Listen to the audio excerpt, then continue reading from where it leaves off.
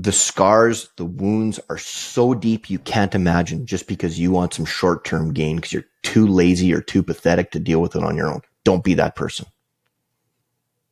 Don't be that person. You're better than that. We all are. You might get some short-term gain out of it, but that person that you love, that person who trusts you, they're going to wear that scar for the rest of their life.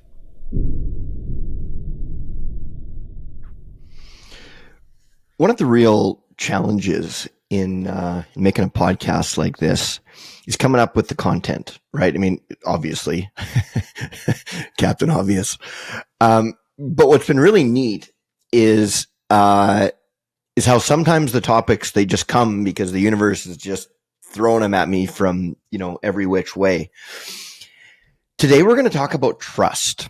I think all of us have, areas that we're more trusting in than others. But over the last few weeks, I've just encountered so many stories about trust, what happens when trust is broken, what happens when you're raised with a great amount of trust and you know that the people who love you have got your back, and what happens when you don't. Today, we're going to talk about that. We're going to talk about trust from a number of different perspectives, and I think it's going to be a really fun episode. So anyway, with that said, new episode, Army of Great Men, talking about trust today. Let's go.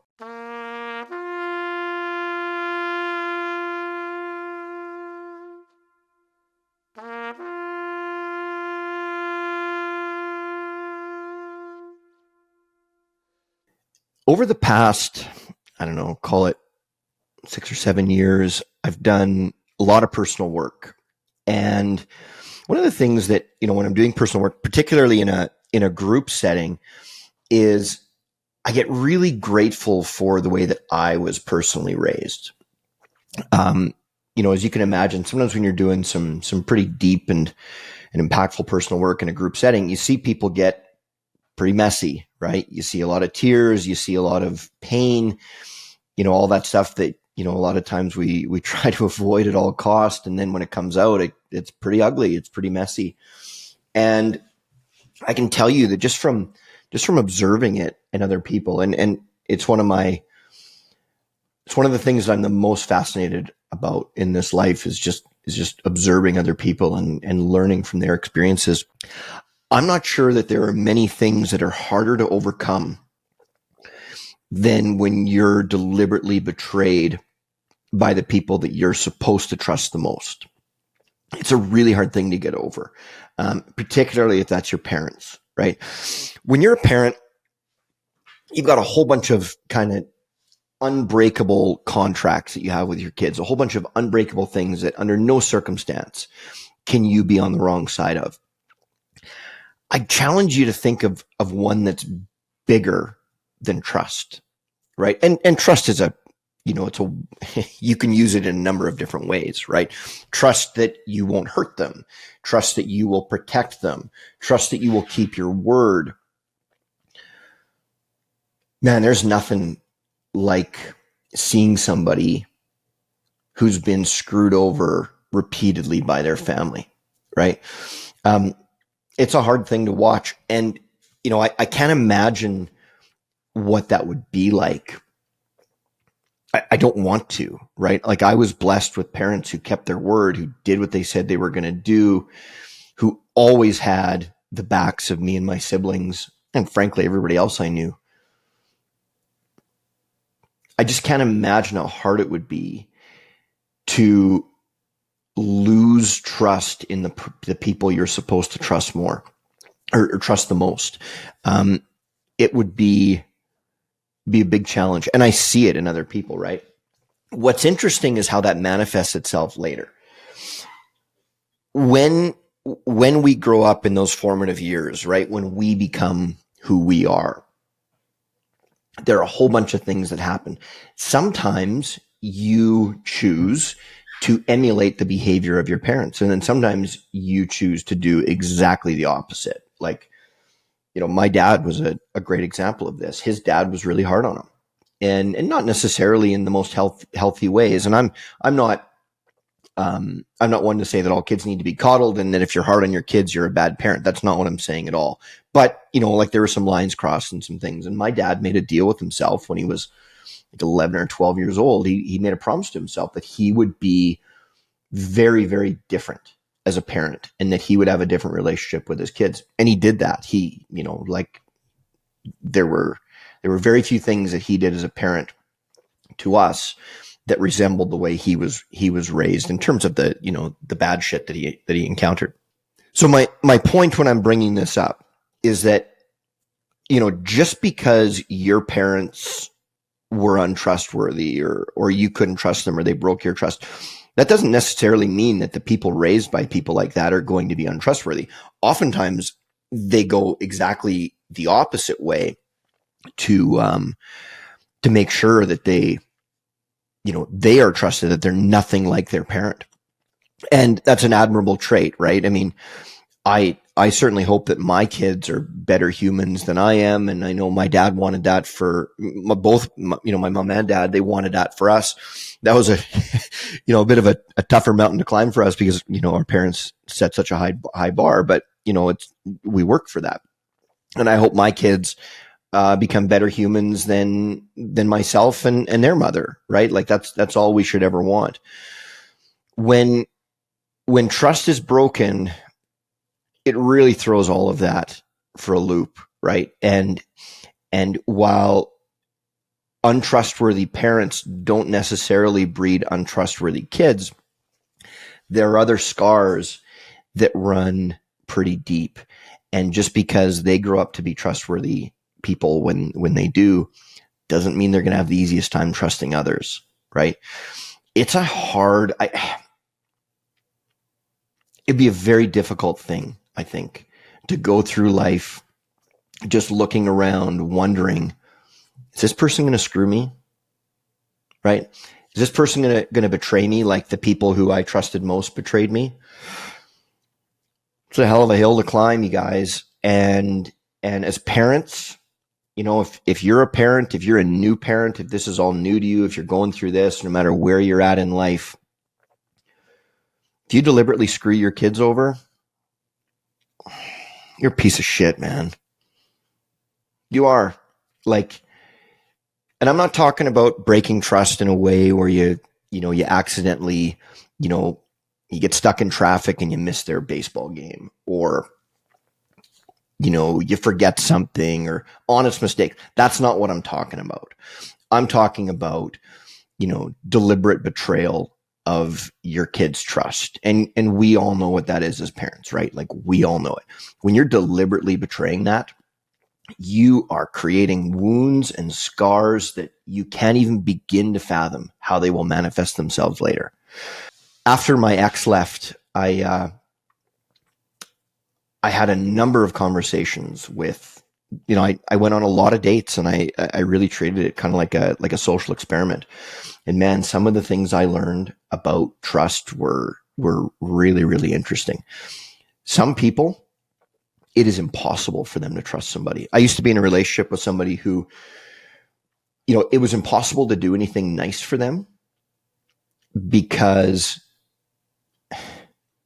they always thought there was a hidden agenda. They always thought that they were being tricked, that they were being conned, that there was something else there. Well, how are you supposed to, as a guy in a relationship, how are you supposed to do nice things for your partner when no matter what you do, they think that you've got some sort of a hidden agenda? And this person came by her mistrust very honestly, right? Like her family collectively, they're brutal people, like brutal people. When she was a young woman, this person from my past, when she was a young woman, she had no money. She was a single parent, teenage mom, and her sister, who was moving to the US, before she left, she sold her a broken laptop and a broken vacuum cleaner. She basically just stole money from her younger sister, right? What a piece of shit. And framed it like, oh, I'm going to give you a great deal on this vacuum cleaner and laptop. And then and then said, yeah, you can just pick it up here. Just, give me the money and you can go get it there.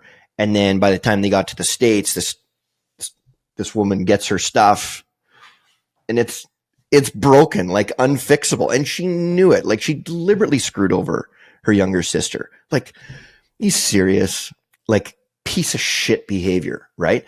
Well, then try being in a relationship with that person, right? And I'm not saying that, I'm the victim in all this. Like clearly she got screwed over, but the wounds were so deep. They're so deep, right? And I'm just giving you one example. Everybody in her family screwed her and everybody else in the family over. It was accepted behavior. It was accepted behavior to just screw everybody over. Take advantage of other people in any way you could. Well, good luck having a healthy relationship with somebody like that. Seriously, like good luck. No matter what I did to try to be kind or nice or generous or thoughtful, there was always a punishment for me for doing that, right? If I did something nice, if I did something kind, if I did something thoughtful, it was always met with, what's the catch? Why did you do that? What do you want from me? The thought of just simply doing something nice for the person you're with was foreign. Didn't work for her, right? Guys, when we are raising our kids, when we're doing that, I don't know that there's a bigger role. I really don't. I don't know that there's a bigger role than to prove to them that they can trust people, that people are good. If you grow up with the people that you rely on the most and you know that they're a piece of shit, how are you supposed to look at other people and think any different, right? So be careful. Like, be really careful with the words and actions that you use with your kids as a dad. And, like my goal with the Army of Great Men, and it's a big one, but I want to help men be better men be better parents, so that we raise a generation of people that are helping to make the world a better place. I mean, this stuff is so contagious, but it's really contagious the other way too. So it's an interesting thing. It's a really interesting concept to see what happens when trust is broken, when trust is breached, and how that impacts your life, right? And if you think about it, like all forms of abuse, they're breaches of trust, right? Like whether it's physical abuse, sexual abuse, emotional abuse, any of those things, they're the biggest breaches of trust imaginable. And we all know just how damaging that can be. But it can also be forms of financial abuse, or I don't know, just screwing over your family. Like, don't do that. Do not do that. It's not worth it, you guys. You're going to pay for it. And I know that if you're listening to this show, you want to be a better person. That's why you listen to things like this, right? Like, pretty obvious. But I've been reminded of stories lately where people, both men and women, who've been screwed over by their parents, and God, it's heartbreaking. It really is. Don't do that. Don't do that. Be better than that, because you're setting them up for generations to be distrustful people. And that's a hard thing, right? It's very difficult to be in a healthy relationship if you're incapable of trusting someone. Very difficult. Let's talk about it the other way. Let's talk about when you grow up in a household where you can trust people, right? Where you know that they've got your back, where they know that you've got it. Where you walk around and you look at people as inherently good, and you look for the good in others. And when you look for the good in others, you typically find it, right? And it doesn't mean, look, I'll be the first to admit, this is a double-edged sword. I've been screwed over by some people in my life, been betrayed in some pretty ridiculous ways because I'm super trusting, right? That is a real thing. And I'm talking in my personal life, right? That's a real thing. People will do that.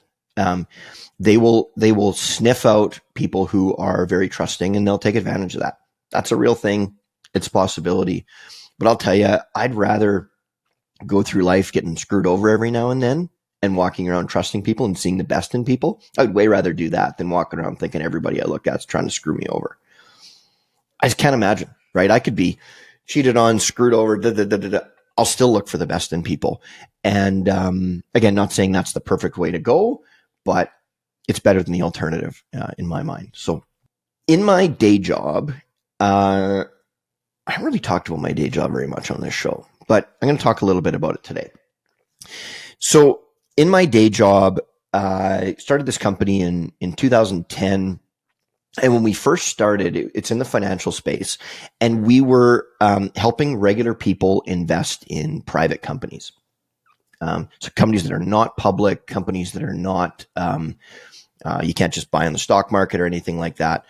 And there's a whole different level of disclosure and transparency. There's less transparency on private companies. There's a whole bunch of disadvantages to it, but there's some advantages too. And it's a really tricky thing. I'm not going to go into all the details in that world. It's neither the time nor the place, but I will tell you that one of the things that I learned in the business world, particularly when it comes with trust, is that the one thing you can trust is motivated, predictable behavior. When you know how somebody is motivated, you can get a very strong and clear understanding of what they will try to do now, in the future, whenever. So when we look at these deals, what we try to do is we try to see how are they motivated? How did they make money, right? Because in these deals, they're obviously motivated to make money. That's what they want to do. And so what we would look for is we would look for all the ways that they could make money. And then we'd look and say, well, are there ways that they can make money that would hurt our investors, right? Are there ways that they can put themselves ahead of investors or do this or that, or make money at the detriment of the people who are supposed to be trusting them? And then we would try to close those gaps. But it's really interesting when you see that. And when I'm trying to figure out if I should trust somebody, that's what I look for. I look to see how are they motivated? What are they going to try to do? What is their own personal agenda? Because you know that they're going to do what's best for them, right? Like they almost always are. I'm at the point now where when I look at society, when I look at our politicians, big pharma, any of the, the biggest companies in the world, they like really the people that are, driving the bus on this earth. When I look at that, I never look at what they say. I don't look at the message. I look at the messenger, right? I look at the messenger. If you get caught up in the message, because they can make any message seem really appealing, right? Really appealing. Oh, let's all get this vaccine so the pandemic ends, right? Oh, what a great idea. Yeah, I'd like to kind of leave my house. That would be cool. But I never looked at the message. I looked at who was delivering it. And then I looked and saw, okay, well, these people that are delivering this message, how are they motivated? What drives them? What's their motivation in all this? And in some cases, maybe their motivation was good and pure. But when you see how much money certain people are making from this, then you have to look and go, well, wait a sec. Why are they saying these things? Are they saying them because they're being paid to say them? Are the big pharmaceutical companies, are they saying these things because they want to benefit humanity? Or are they saying these things because they want to make a whole bunch of money? The people who are getting paid by the pharmaceutical companies, are they doing their own research or not? What happens if somebody speaks out against these companies? What happens then? Is there a consequence for speaking out against them? Is there a benefit to speaking out, or is there a punishment? Anyway, when you look at what's happening in the world, when you look at the way that people are motivated, and then you look at their track record of being either correct with hindsight or honest or dishonest with hindsight, when you see that repeatedly and you see that these people that are delivering these messages to you have either been wrong an awful lot or been caught lying an awful lot or been caught being paid off an awful lot. Like during the pandemic, people kept asking me, well, why don't you trust these people? Like, Why are you such a conspiracy theorist? Why do you keep thinking that, this is all, not on the up and up? And my question would be, why do you trust them? Like, what have they done to earn your trust? What have they done? Pfizer, biggest pharmaceutical company on earth. They've been around for well over 100 years. They've never cured a single disease. Bit of an odd thing. So we should just trust them no matter what they say because they have ads on TV and everybody who is on TV says what the pharmaceutical companies say. How are they motivated? Were they getting paid? How'd that work? You start to dig in on it, and it's not like if you don't focus on the message, but you focus on the messenger, you get to the point where you look at the messenger and you go, I wouldn't trust them with any message. Like any, how could you? How could you trust them? How could you do it? Like, and now, with just about any conflict, any big story anywhere, I'm to the point where I'm so jaded that if the wrong person delivers the message, I just assume that it's a lie, right? Because if you had somebody in your life, an individual who lied to you and was wrong as often as our politicians are and the mainstream media and things like that, if you had any individual in your life that had screwed you over as often as they do, either deliberately, undeliberately, whatever, accidentally, you wouldn't trust that person. You'd kick them right out of your life. And yet still there's such a huge portion of our society that, they get screwed over, lied to, whatever, and they either choose to not admit that they were lied to or that they were wrong, or they just ignore it and go, well, when they say the next thing, I'm just going to do it again. Like, no learning from those past experiences at all. It's hilarious. Like, I just don't understand it. I really don't. Like, how many honest politicians do we know of? How many? It's a pretty short list, right? There's a few.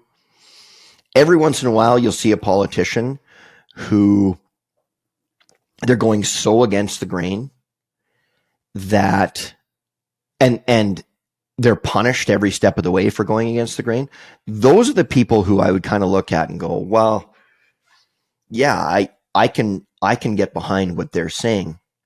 Because if somebody is really, really benefiting from saying certain things, either financially or with votes or this or that or anything else, if they're benefiting from that, then you have to question it. But if you find somebody who is who's saying things, and every time they say them because they're going against those things, if every time they say them they're getting punished, maybe a doctor who loses his license, her license, maybe politicians who are at risk of getting canceled because they're saying, they're speaking out against the establishment. Somebody in the media, celebrities, whatever, when they are punished for speaking the truth, that's what I look to. Those are the messages that make the most amount of sense to me. You look at the people who spoke out against the COVID vaccine, right? Like the inventor of the mRNA vaccine, Dr. Robert Malone, who's like, hey guys, whoa, hey, like, this is not what you think it is. Do not trust this. I invented this thing and it's not going the way it's supposed to. Or Dr. Peter McCullough, who's one of the most experienced and knowledgeable people on earth when it comes to vaccines and viruses.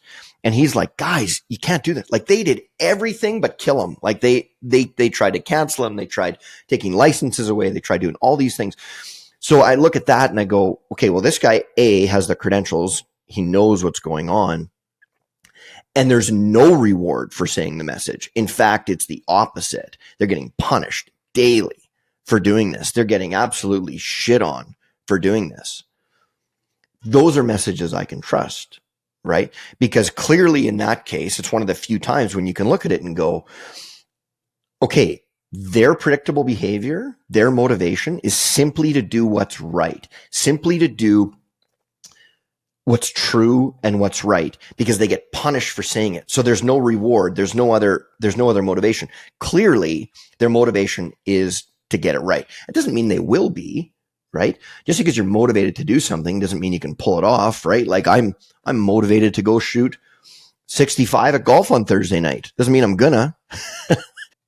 But when you understand the motivation, you start to see that predictable behavior. That's when you can start to know who or what you should trust, in my opinion, right? And again, it doesn't mean that you're going to be right about everything, just because, like, and again, the people who lie about stuff and have been proven to be wrong, they're going to be right sometimes too, right? Like a broken clock's right twice a day. I mean, that's why that saying's there. Like, yeah, it can happen. But I think we make a big mistake when we get so hung up on the message and we just ignore the messenger. And that to me is something that, from a societal perspective, we really need to change. And by the way, so on this note, right, I mentioned that my parents, I can't remember times when they broke my trust, right? Like I really can't. And I'm sure my brother and sister would say the same thing, right? Like it just didn't occur. Like they said they were going to do something, they did it. There was never a point where they deliberately tried to do something wrong with us. If they ever did, like it was an immediate owning of their mistake with a very sincere apology, but again, like I can't even remember it. So, but trusting the establishment or mistrusting the establishment, that was something I definitely learned from my mother. That journey was fascinating. So she was a big lefty forever, right? And was a lefty in a way that, it made sense, right? Like her dad worked with Tommy Douglas and Alan Blakeney to get Medicare put in for the first time ever in Saskatchewan. And we can talk about what a joke the medical industry in Canada is now, but at the time it was super noble and a great idea, right? And again, these politicians, they weren't perfect by any means. There's lots of things that, wouldn't fly by today's standards. But, that's what they wanted to do for the betterment of humanity. They wanted to give everybody good quality medical treatment, and everybody should have that as a basic human right. Hard to argue with that. So, she grew up as a socialist, but a good socialist, right? Like she wanted things just to be fair and good for everybody. And, she had a prominent distaste for really big business, right? And I always thought, I disagreed with her on that. I said, just because someone's a billionaire doesn't make them a bad person. And I still think that's true. I mean, there's lots of really good humans out there who are extremely wealthy, but there's a lot of shitty ones too. Some really shitty ones. So it was interesting. She and I eventually sort of met in the middle. When the left started behaving the way they did, and it was actually the vaccine that woke her up. She was already very alive to so many of the mistruths with, Dr. Fauci and all those things. She was awake to all of it.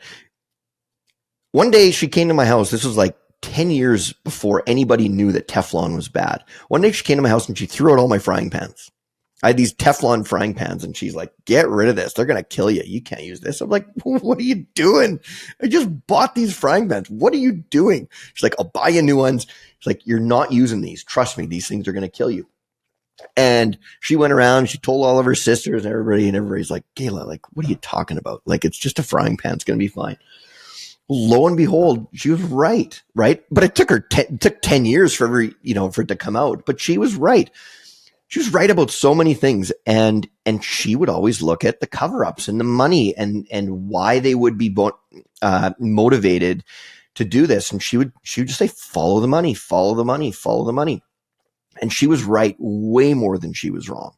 So when COVID first came out, and obviously the left was just, vaccine mandates and this and that and all these things, she started to see through the bullshit with it all. And it was a really interesting thing where she and I, who used to be politically, so opposed, one night after a couple too many glasses of wine, my mother told me that if I ran for politics, she wouldn't vote for me.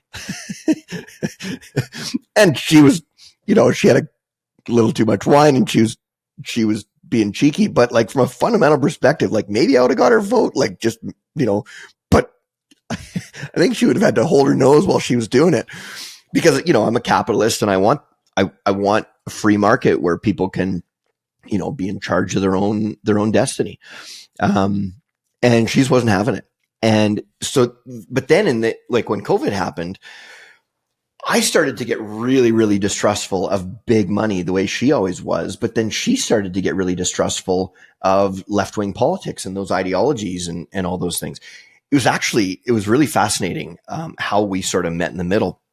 And I've had friends come up to me and say, like, friends who've lost family members, not like from death. I mean, like lost family members because just their political ideologies just, got to the point where, they're just irreconcilable. And I certainly have some of those in my family, extended family, but not in my immediate family. We're as tight as you can be. But, with my mom, she started to see through the bullshit with these hyper crazy woke ideologies. And it made her start to question other things. Climate change is one of the other ones, you guys. And, this is the first podcast where I've really sort of talked about politics, but it's all on the basis of trust, right? So she started to see the way with COVID. She started to see what happened when experts who went against the grain, who went against the narrative, she started to see what would happen to people like that. They would get canceled. They'd lose their medical license. They'd lose their jobs if they worked in the media. They'd, like there were major consequences for this. And it made her really mad because, above all else, my mom and I were always very aligned and we just want what's true, right? Like we really, really like truth and transparency. And we weren't getting a whole lot of that. And then the window opened where I said, well, Mom, like, so you see this agenda, you see all the things that they've been doing? Yeah. It's like, well, what about climate change? Like, do you not see that they use the same agenda on climate change? And she's like, no. That is totally different. No, that's for the planet and blah, blah, blah. Like, no. And then I just let it sit for a bit. And then I came back and I said, well, Mom, let's just think about a couple things. I said, do you remember when I was 8 years old and I came home and I said, we got to have a family meeting because I learned at school that day that aerosol spray cans were putting a hole in the ozone layer. And she giggled. She's like, oh yeah, I remember that. And I said, do you remember what we had to do? Like I had a family meeting and I said, Dad, you can't use your Just for Men hairspray anymore. Cause there was a time where my dad, there wasn't much left and he was trying to preserve whatever little hair he had left. And he had a pretty bad comb over for a bit there. I had this family meeting, we're going to destroy the planet. We're all going to die if you don't do this. Like, Dad, you got to stop using your aerosol spray. And she laughed and laughed. She's like, oh yeah. And we did it. Like, we made him use some other stuff like a pump spray or whatever. And I said, okay, well, Mom, do you think that Dad's aerosol spray can, like with hindsight, do you think it was putting a hole in the ozone layer? And she's like, no, of course not. I said, well, did you believe it at the time? She goes, yeah. And I said, well, what happened to people who would, like at the time in the mid 80s when this was a big thing, like what happened when people would speak out against that? What happened to them? And she's like, oh, they get canceled. Oh, shit. Saw the light go on. And she started to see the agenda. And then I pounced, right? Then I brought out the list of every climate emergency that we've seen in the last 50 years. And now every one of them, if we don't do something about it, we're all going to die. And then you look at who makes money from all these things, right? Like, look at Al Gore's worth before he put out An Inconvenient Truth. Look at his net worth after, you start to look at it and you go, geez, wait a sec. Maybe this isn't right. Acid rain. We're all going to die. Acid rain. Fuck. Seriously? So she started to see it. She started to see through the bullshit, and she started to see it.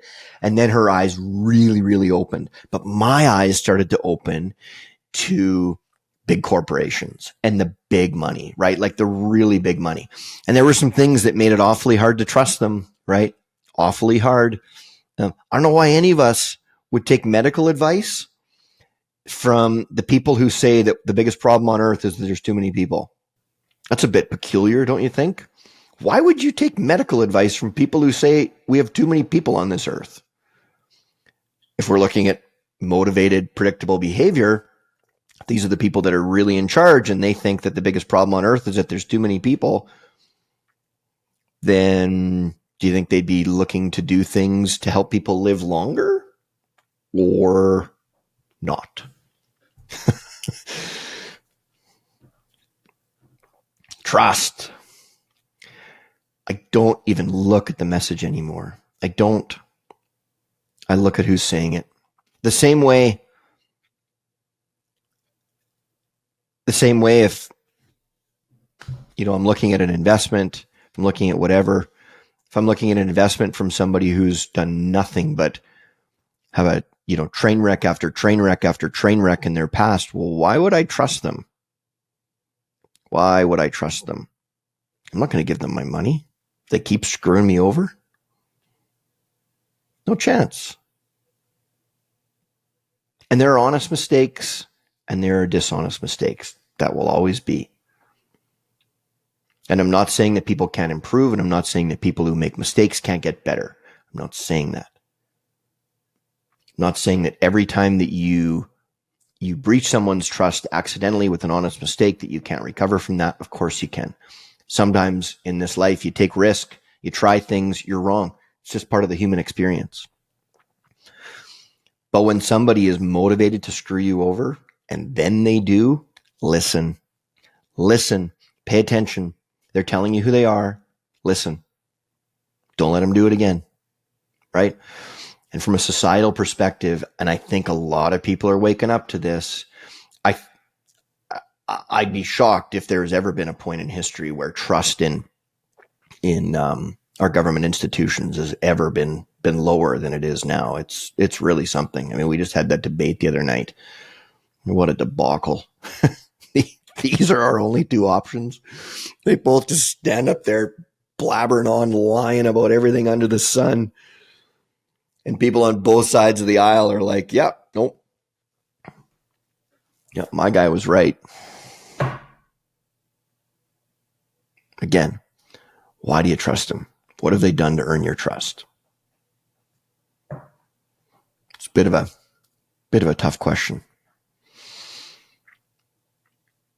This whole thing, you guys, whether we're talking about our relationships, whether we're talking about our parents, whether we're talking about our kids, whether we're talking about politics, our health, whatever, when trust is broken, the uphill battle to repair that it's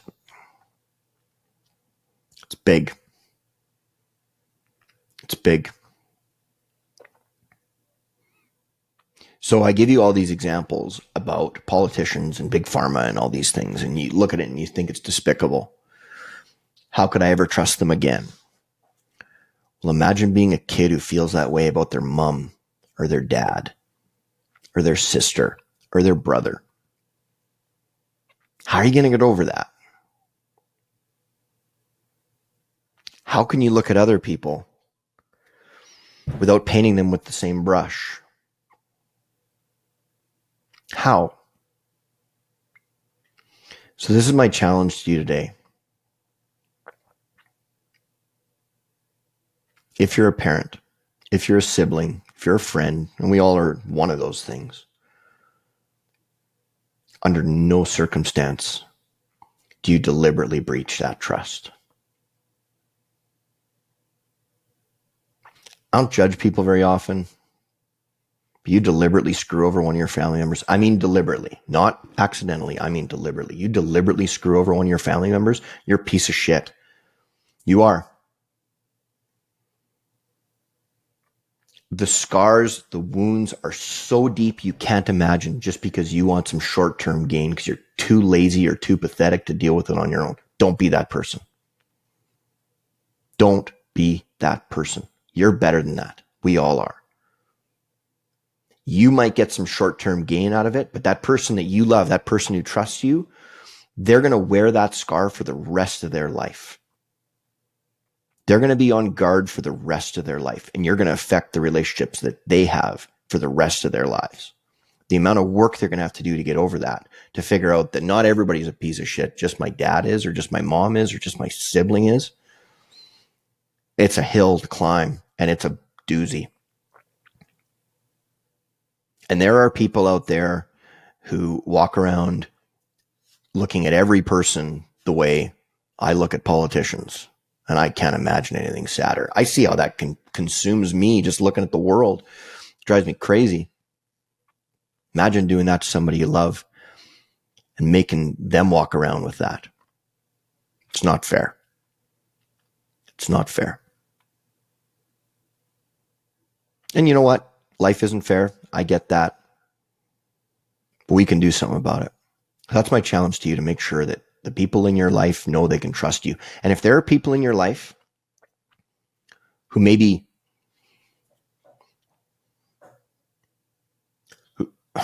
you breached their trust at some point, you'd be surprised how much an apology goes, how far it goes, particularly if it's followed up with a change in behavior, right? You can earn trust back. You can do it. But that's a hill too. So that's my challenge to you. Make sure that people in your life trust you. And if they don't, go work your ass off to earn it back. See if you can. At least let them know that you're aware of it. Anyway, that's it for today. Short but sweet show. And I hope you enjoyed it. I've got some really great shows coming up. We're going to be interviewing the founders of a men's group called Longship here in town. I'm really excited about that. It's a group that I joined last year. So we're really excited about that. I think this thing has the potential to be like a worldwide phenomenon. I'm not even kidding. I think that the world needs it so bad, and I'm pretty lucky to be in the inaugural crew, which is pretty cool. And I'm also going to be interviewing my friend Jill.